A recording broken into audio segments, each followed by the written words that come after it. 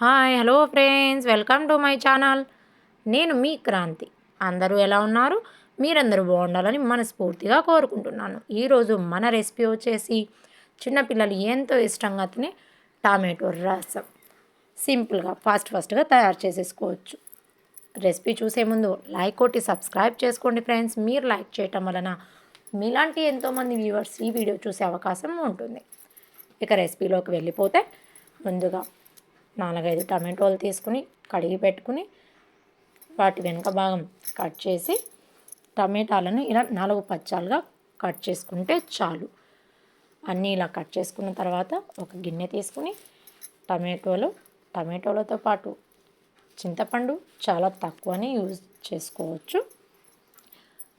కొంచెం చింతపండు అన్నీ ఒక గిన్నెలో వేసాక 1 గ్లాస్ వాటర్ వేయాలి. తర్వాత గ్యాస్ మీద పెట్టుకుని చక్కగా ఉడికించుకోవాలి. వీటిల్లో ఏం వేయనవసరం లేదు ఫ్రెండ్స్, జస్ట్ టమాటో చింతపండు ఉడికించుకుంటే చాలు. ఇలా ఉడికిపోయిన తర్వాత గ్యాస్ బంద్ చేసి చల్లార్చుకోవాలి. చల్లగా అయిపోయిన టమాటోలని మిక్సీ జార్లోకి తీసుకుంటున్నాను. వాటర్ ఉండడం వల్ల టమాటో చక్కగా ప్యూర్ అవ్వదు, అందుకోసమని వాటర్ని తీసేసి గ్రైండ్ చేసుకోవాలి. అప్పుడే చాలా చక్కగా మిక్సీలో గ్రైండ్ అవుతాయి టమాటోలు. ఇలా గ్రైండ్ చేసుకున్న తర్వాత ఇక తాలింపు కోసం ఒక గిన్నె పెట్టుకుని 2-3 టేబుల్ స్పూన్స్ ఆఫ్ నూనె తీసుకుని నూనె చక్కగా కాలిన తర్వాత ఆవాలు, జీలకర్ర, ఉల్లిగడ్డ, పచ్చిమిర్చి, ఎండుమిర్చి, కరివేపాకు అన్నీ వేసుకుని వేయించుకోవాలి. చక్కగా వేగిపోయిన తర్వాత మనం ముందుగా గ్రైండ్ చేసుకున్న టమాటో ప్యూరీని ఇందులో వేసుకోవాలి. పక్కన పెట్టుకున్న వాటర్ని కూడా ఇందులో యాడ్ చేసుకోవాలి.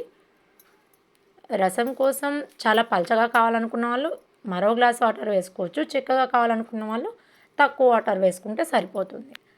ఇందులో పసుపు, ఉప్పు, రసం పౌడర్ ఉన్నట్లయితే రసం పౌడర్ కూడా యూజ్ చేసుకోవచ్చు, చాలా బాగుంటుంది. టమాటో రసానికి టేస్ట్ వచ్చేది మొత్తం ఈ ఉల్లిగడ్డ, తెల్లగడ్డ వల్లే. తెల్లగడ్డ ఇలా నలుపుకుని వేసుకుంటేనే చక్కటి టేస్ట్, స్మెల్ వస్తుంది. పచ్చిగా ఉన్న తెల్లగడ్డల వల్ల రసం తింటుంటే తినాలనిపిస్తుంది, అందుకోసమని ఇలా వేసుకున్నాను. వీటితో పాటు కొత్తిమీర కూడా యాడ్ చేసుకుని చిటికెడంత బెల్లం వేసుకుంటే పిల్లలకి ఆ ఫ్లేవర్ తగులుతుంది, టేస్టీగా తింటారు, అందుకోసమనే వేసాను.